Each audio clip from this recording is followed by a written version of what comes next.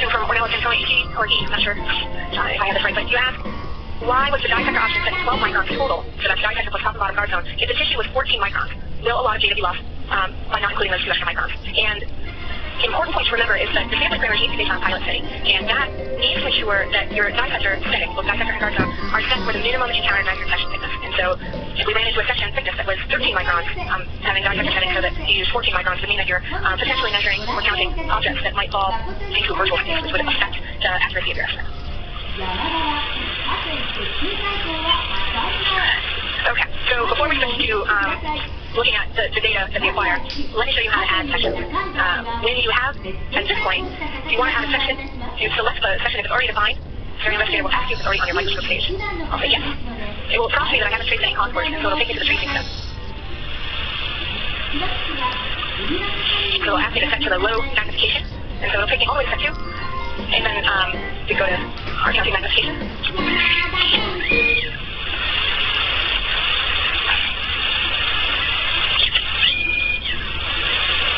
At just the light level. And then you can see we're still in the first section, but if I then down in joystick mode, I can move to the next section on the slide. Right click to end joystick mode, and now I can continue. So now I would check the region of interest. That's it. Of course, I'm not actually checking a relative here. If you want to add a new section, it's as simple as selecting add new section. You can see that now I'm prompted to work on section 16, and I can select choice track. I'll move to the next section, exit out of joystick mode, and I can begin counting. Okay.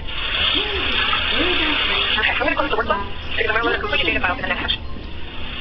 So we've got 10 minutes left, maximum, setting up questions. So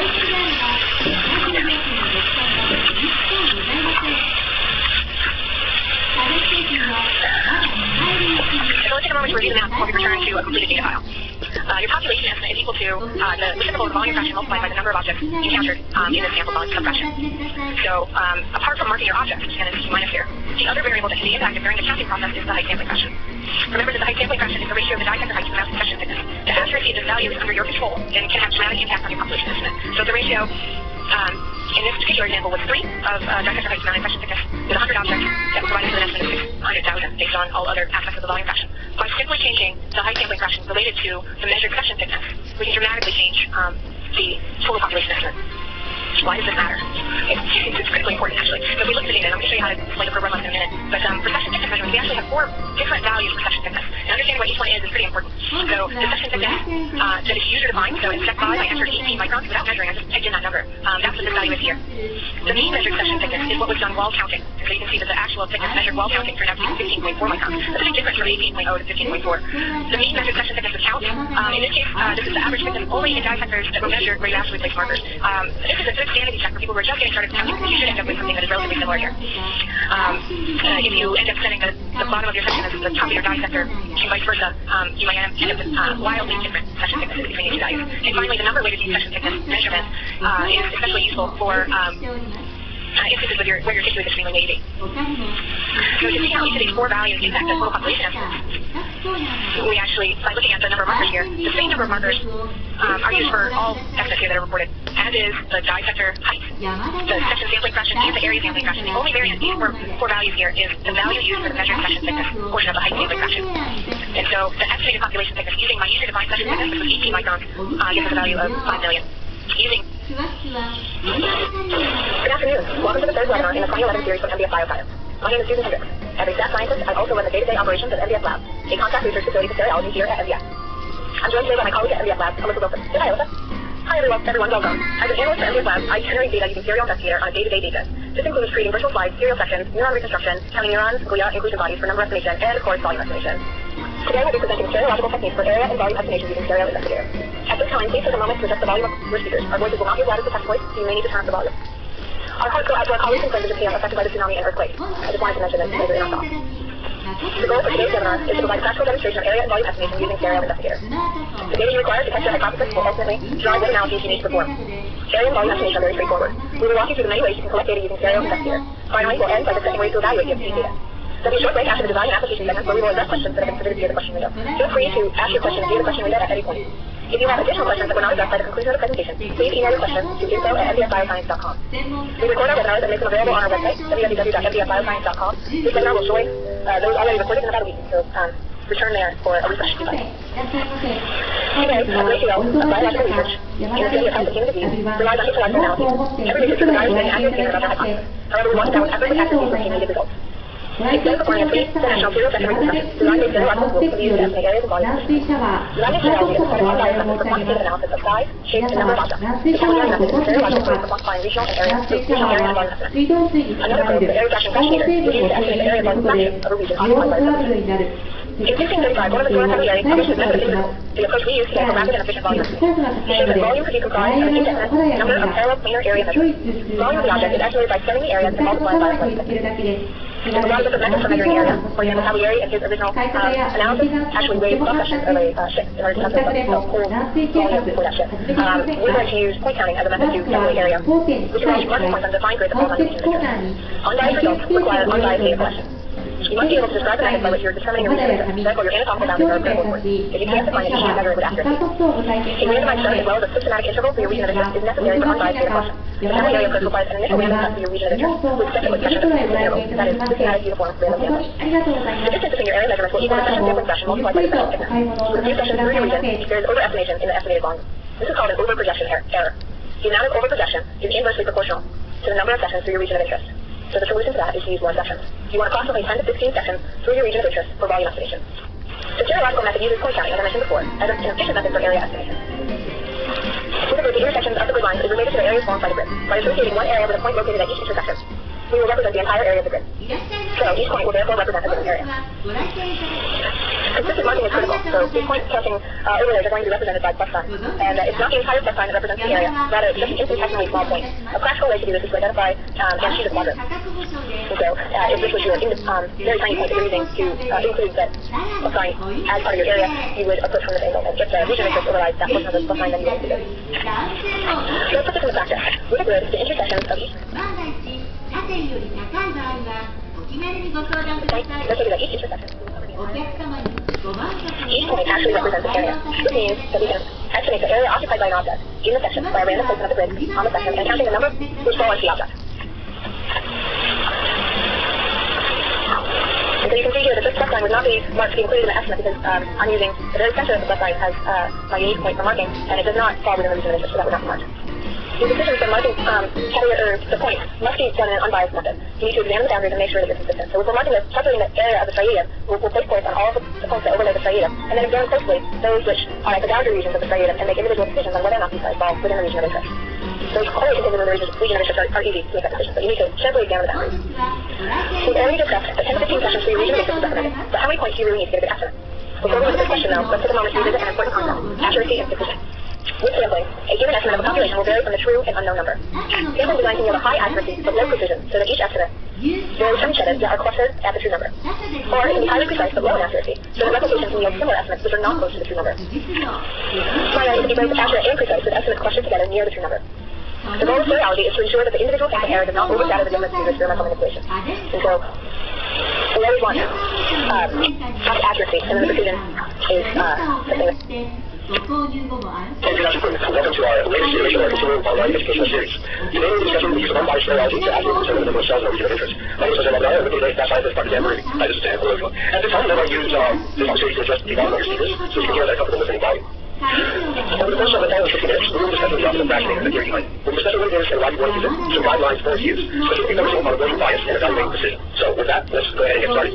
So, Dan, I have a situation that I'm hoping you can help with. I've got a population of transgenic mice, and I managed to affect, I believe it's changing the cell numbers of their striatum. I actually like that indicate that there is a difference in cell numbers between my control and my experimental groups. But what I would really like to do is have a quantification of the numbers of cells in this region to be able to actually give some kind of estimate as to the difference in cells. What I do know is that I'm going to be using stereology, and I'm going to be using optical fractionator. I don't really know much about the considerations that I need to take into account as I prepare my study and I get started. Do you want to help? Yes, let's talk about this problem, and I just want to say that you're way ahead of the game right now because you've already thought about your experimental problem. You've designed your hypothesis or your question or what you think is happening. You designed an experiment. You know the question you want to ask, and you've done the best thing you can do, which is kind of boil the question down to what kind of data are you looking at. And you mentioned to me that you're looking to see the numbers of cells that change. Yeah, and so that's kind of an easy question to ask. Who's on the growth problem? we're looking at one tile box and another tile box, we can just count them and see what is the number there. Yeah, of course, the problem with that left is this is brain tissue, and you have to section it, and you have to put it on the microscope and look at it. Yeah, and then you section through the tissue, you're going to destroy cells. When you look at cells under the microscope, you're going to tend to be looking at pieces of cells, and a lot of people think about counting pieces of cells or cell profiles. Yeah, when they're facing this problem of control versus experimental animals, has the number of cells changed. Like our hospital was just looking at tissue sections and then looking at the individual sections, looking at the section, and just telling every time that you can outline your profile. So a lot of people have to do is try to look at the top of their physical sections and count the number of cell pieces. So let's think about this problem. I prepared a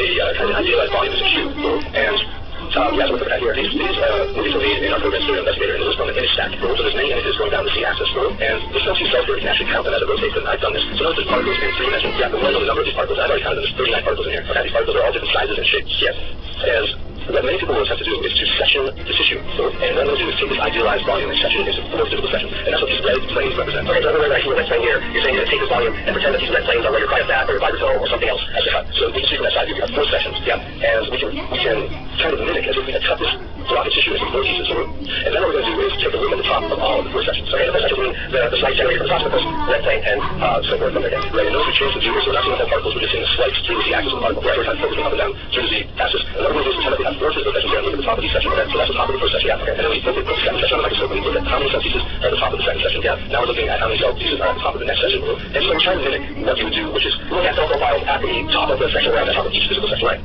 So that's what we've done, and here's 4 photographs. They show that as we focus on the top of 4 sections that we made in the z-axis, we counted 23 cell pieces. Okay, and you already said you knew ahead of time by counting this, but there were 39. There are actually 39 particles in this idealized volume that we're using to talk about these concepts. So the first point is, it's wrong to think that the number of cell pieces is going to actually equal the number of cells. I think most people realize this. Yeah. So there's no direct one-to-one relationship between whenever I see a cell profile and a cell being. That's right.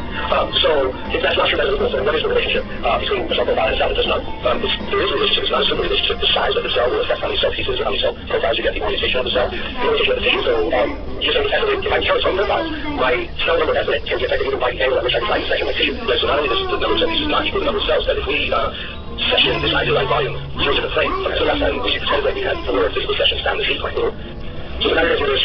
Okay, so now this is what we did last time. Okay, we look at the top of 4 sections. Yeah, pretend that we had 4 physical sections. Now I'd like to change that 90 degrees and flip this idealized volume around, so you'll see that now we are pretending that we're cutting through this volume perpendicular to the way we just headed, but that's still coming out with 4 sections. And so the sections we're going to cut here are going to be the same as the one that we did in the z-axis, right? That's right. The only difference is now we are sectioning them down the y-axis. And so we do the same thing. We take a look at the top of all 4 sections. Yeah, we count how many cell pieces or cell profiles that we get total. And so we see, and these are photographs of what we saw there. Okay, so about 17 cells this time. Right, so when we section down the z-axis and make 4 physical sections, we count the number of cell pieces at the top of each section. We'll just 1 3 pieces. Yeah, now we've done that along another axis, 90 degrees, that we're coming out with a different number of cell pieces. Right, so you originally counted the 39 cells in the volume, and you got 23 when you counted cell profiles in the z-axis, and you got 17 when you counted cell profiles in the y-axis. So 17 is not 39. That's right, and 17 is not 23. That's what many people will ask us about is what is that like on experimental. So like that's what we're just asking, okay, fine, even if I was getting this guy, because I know my 39, and make 23 17, but if I just section my tissue and put my controls and my transect, like in Z or Y or so if they have bias to cancel stuff out, you're looking at the bias will vary non-systematically. That's how to improve something like that. And rather than trying to go and prove that the number of cell pieces you get is the same from control versus experiment, or even the data group, it would be much better if we could count cells. Yeah, I might have the doctor to prove a methodology. I want to count cells, or much better to count cells than count cell pieces. So how do I go on something like it? With the optical pressure probe, yeah, what do you want to do? Is not count the cell profiles. So you set a unique place on the particle on the cell, and it should be a point that comes into focus in the z-axis, and it goes out of focus. Okay. In other words, if you're counting humans, you would pick bigger heads, because everything has one head. So I would pick one, you would identify the part of the cell, whether it's the top of the cell, or the top of the nucleus, or maybe the micrometer, the nucleolus, and then instead of counting every time I see a cell profile, I would only count the cell if the top of the cell and the top of the nucleus is actually in focus. That's right. And you mentioned the nucleolus, you can only use the nucleolus if there's one and only one. But you don't want to give yourself the choice of whether this thing is like you have an unambiguous handle on the cell. Okay, so if it's worse, then you should be able to get the same number. You should be able to get 39 no matter what axis you section your tissue optic. And so that's what I did rather than telling you like a section next to the 39 particles and the 4 sections. Instead, I focused through the z-axis and every place where I saw a cell top, I put a red dot. Okay, so fundamentally what we did different here is instead of just picking 4 locations in the volume, you're now focusing up and down at a much finer resolution, identifying where the top of the cell is, that's right, pretty more, and look at the cell that kind of catches your eye in the middle here. So this is how it's done. Focus up and down. You see that that's the cell. Yeah, you look for the top of the cell. So that cell, you have to focus on the plane where the top is not there when the top is there. So unambiguous way to identify the top. Yes, and then you put a red mark on it. And so I know that cell showed up at various optic planes. You didn't count it every time it showed up on an optic plane. You only counted it when it showed up at the cell top. That's it. Okay, so the one cell top, you put 1 mark on that. Now we're counting cells, instead of cell pieces. And look what happens when we step through perpendicular to this. Okay. even though we're coming at these particles on what was the side for the last focusing them to, we're going to be focusing up and down through the x-axis rather than the axis, but every cell still only has one spot. Okay, again, taking the planetary location of the cell and only counting that rhythm. And so by counting cells, by taking a point on the cell and only counting that, and there you can see I marked it yellow, the cell top. Now we come up with 39 cells. So you don't have to worry about cell pieces, you don't have to worry about the orientation that we're approaching these particles from. Okay, so just kind of summarize what we've done so far here. You can't very clear that I count cell profiles. I introduced some provided I can't really count for it, we don't know. And that sort of variation of cell number, I know you showed me over 39, you got a 23 and 1 and another, just moving masses of the tissue, possession of formulas that they got to try to convert number of cell pieces to number of cells. One fundamental is the Hamiltonian formula. I got to JCS certain system that people use that, but now we pass that, we can count cells instead of counting cell pieces. So to kind of summarize, in order to actually count cells, you want to take one part of the cell, like a cell top or a nucleus top, and just count that one only. That's right, and an option of that is you're not going to be able to tell where a cell top is in a two-dimensional system. Okay. So, I'm looking at these two focal planes to see if the cell top is not there and is there. Right, we have only 4 sections, but only those 4 sections, we couldn't actually determine if that was just one part of the cell. We have to do with locus up and down very continuously, very finely, so I just got cell top. That's right. So Dan, the next problem that I have is, I don't have 39 cells in the stadium. I have a lot more than 39, and I can't possibly count them all. Okay, so the only rule is to pick a point on the cell and use that point to count the cells. That's, as you said, there's more than 39 cells. So what we're going to need to do is figure out a way to sample, correct? So we want to be able to restrict where we are sampling. And that is your movement to the volume fraction, right? We're going to be sampling a percentage of the volume that we're interested in knowing how many particles are there. And that's called the volume fraction. Okay, so how do we actually create? And after we sample the volume fraction, what we'll do is we'll extrapolate to get the estimate. Okay, to create a volume fraction, you have to use this specialized visual space, which is called the dissector. You know, it's just wrong.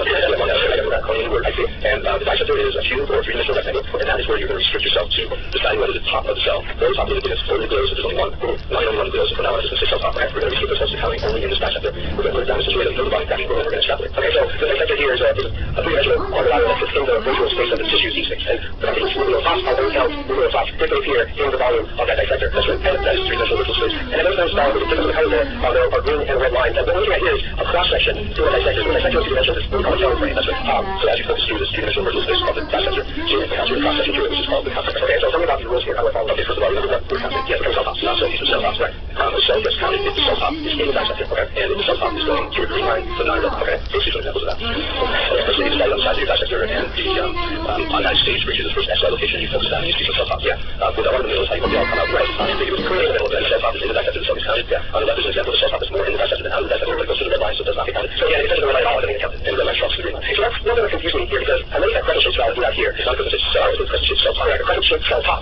It touches the green end of it. It feels to me like here, I'm not counting the cell, I'm understanding it. It's touching the dissector, just the why am I ignoring the cell here? So you're right that might belong in that visual space, and therefore get extrapolated, and yeah, it's undercounted. Yeah, well, you can illustrate what's going on by taking another dissection, and the accounting frame going right next to this dissection, okay? And also that crescent shaped cell top that did not get counted for the first dissection, but that is getting counted for this counting frame. I see, okay, I read some of the red lines, you have to consider them extending out to infinity. That's it. So in this case, that second dissector that's now below that first dissector, there's no red line extending out, and so that rule of excluding the assembly because of the red line doesn't find that cell top here in the dissector. So basically just look at that second counting frame, and you notice the cell top is going through a green line and not a red line, so it gets counted. If you put another dissector, another counting frame down, that cell top does not get counted. Okay, so what we're doing is taking a lot of pain here to make sure when we count cell tops, we only count the ones that according to our rules that we're going to belong in that dissector. Randomly together, we put counting frames right next to each other.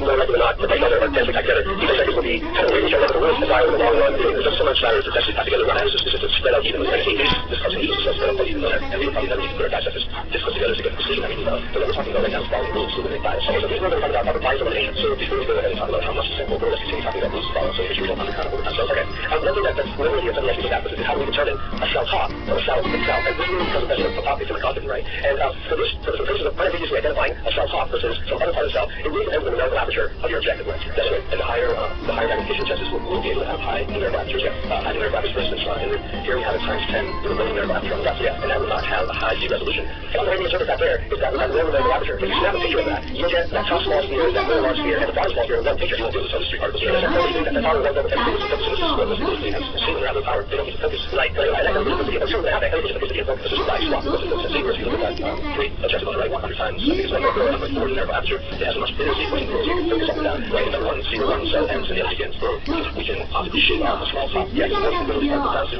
points that are up the R. So with that objective, I can focus up and down and uniquely focus on the top of that large sphere. The small spheres, because we're going to focus, and even the rest of that large sphere will be focused. So I can focus everything with I now in focus on the top of my cell. And it's inside my dissected volume. I will have this as a cell. So see the three particles, you can find the top ends. And the main point is you really want several focal points to your dissector. Like take 10 or do everything to do it. So it's very hard to focus up and down. First of all, determine is this my cell type down. And then number two, find the cell top. So we're going to need to use relatively thick tissue and a objective with a numerical aperture that we use very much sequence. So we can make the decisions about whether the top of the cells is. So So you can be right with anything that just has something like this. We're going to, it's a market that sector. The optical factor is going to have to honor the relative real exclusion things as an issue of applying only what belongs in this test. And all channels scale tops will require a higher level aperture to succeed. So that's now show you that in actually certainly the way segmentation can affect this. So then what doesn't get right is there such a very like an ideal sector for this issue? There's a range of ideal.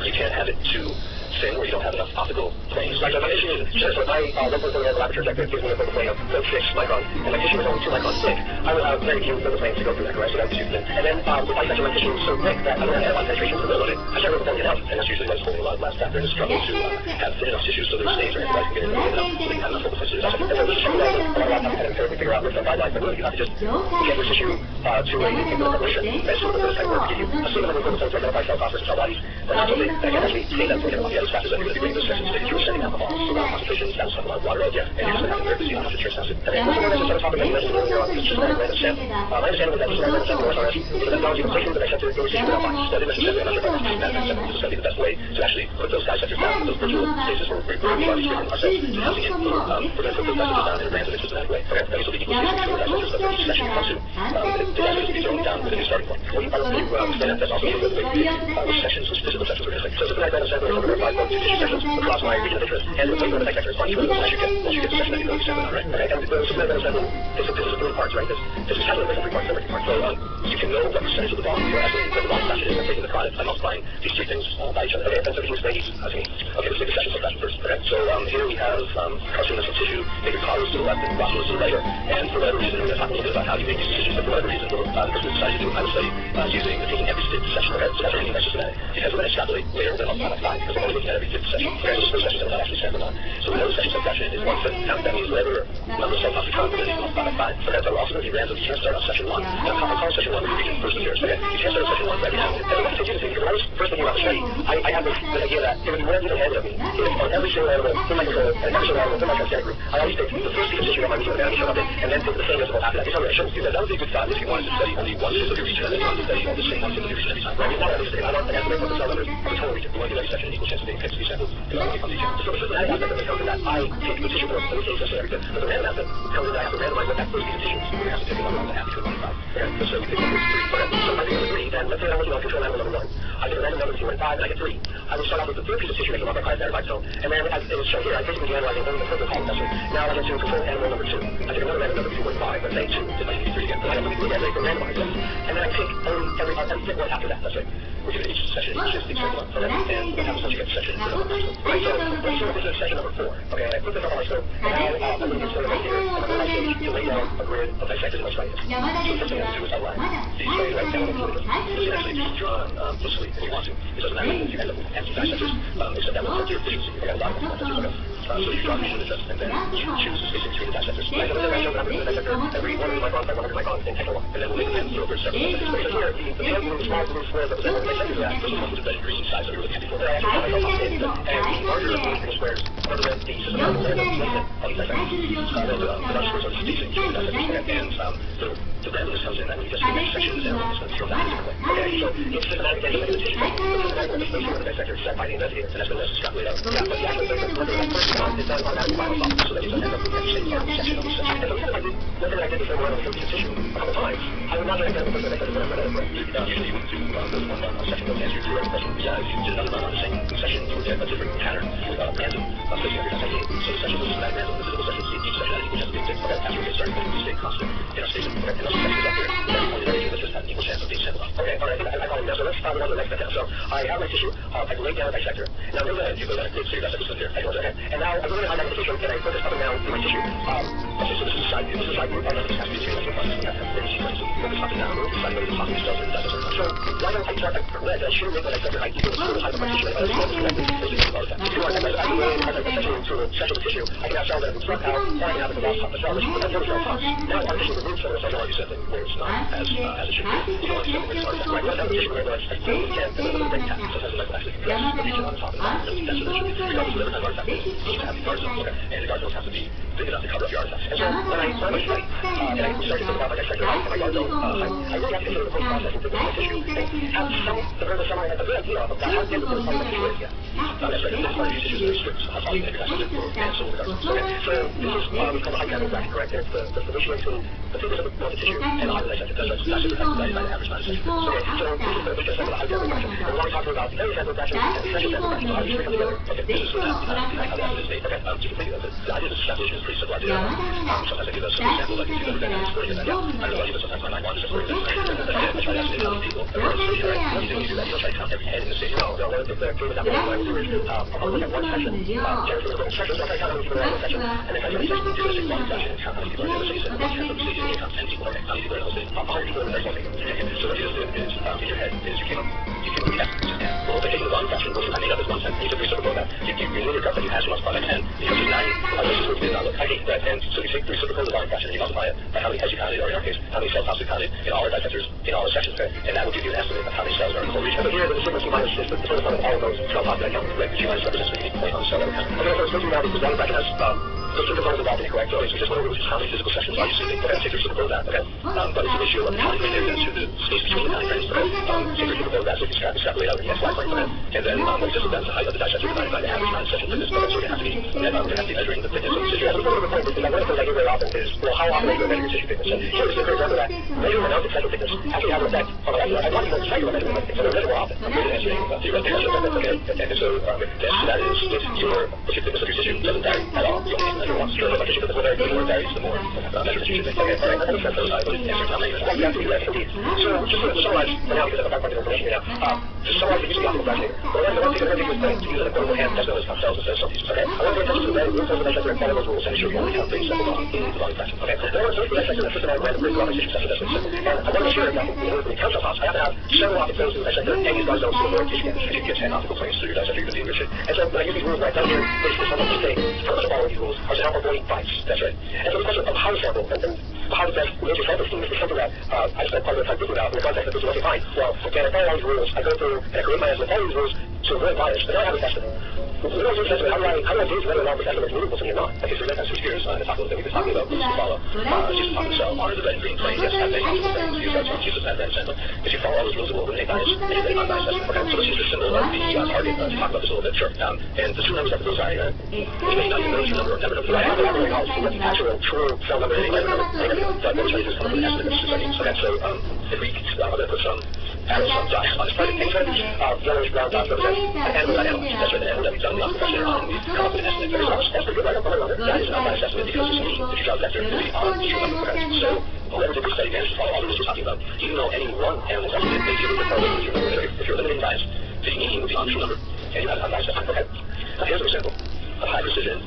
Yes, there is bias. Whoever did this study was not able to follow the rules correctly. And there's going to be a systematic bias, so that every animal in the group can't count a certain bias. Which is probably an example of somebody who said, well, I'm going to count cells from the cross of the red line. I'm going to do that systematically. I'm going to do a system of errors. So it's very expensive here. But it's not something that you can do precisely because we're making mistakes and coming up with a bias, calculate up the number of cells. So it's just very difficult to find the bias. And it was really happy because the estimates now are actually longer than the true number than what you supposed to. So in this last example here with the green dots, yeah, does that want right? Well, not necessarily. Okay, you always want to be unbiased. Yes, so you always want to be in a situation with the green dots or the yellow dots. Okay, that's you don't want to be doing too much work. So in other words, sometimes situations the yellow dots get more sharply unbiased as the green dots, but not precise. In other words, they don't necessarily. One of the dissectors farther apart, or you stick with sections where they fall into each of the values of the data point. And they're not as precise. There's a question you can ask yourself about, can I get away with using this yellow less precise situation? Because you don't want to be too precise. You know, our labs think about, I need to be precise enough so that when at the end, if I have 5 animals in an experimental group, 5 in the control group, and I do the test, yeah, the other one that you just significant, you're good. Yeah, exactly. I have an impact determine a difference if you like. So that you may be worried about is if the test is not significant enough to test. So is the reason for that because I was not precise enough in my sample. So I need to think about the amount of work that I want to do for my ends. And in those ends, I have decided now that they need to do enough work so that the differences will come out. And I also really want to think about not doing too much work. Sure, I want to hear the I think I want to change the experiments and not the experiments that I've been done. That's a precision level that's still at a teacher. So how do I make decisions? How do I make my decisions towards figuring out my level of precision? Well, this is kind of the chicken and egg, which came first thing. But if you know something about the type of things that's used for steps, okay, if you think your experimental cell number is going to be close to your control cell number, then you have to do more sampling to make that difference come out. If you're expecting a large difference, then you do less sampling and to get the same difference come out. And I was recommending that one of the questions that I think into consideration are whether or not the objects are just entirely normally or distributed in the region. There's no aspect that they don't do. So yeah, you said we counted 10 people in one sample state. Yeah, we'll put that estimate up.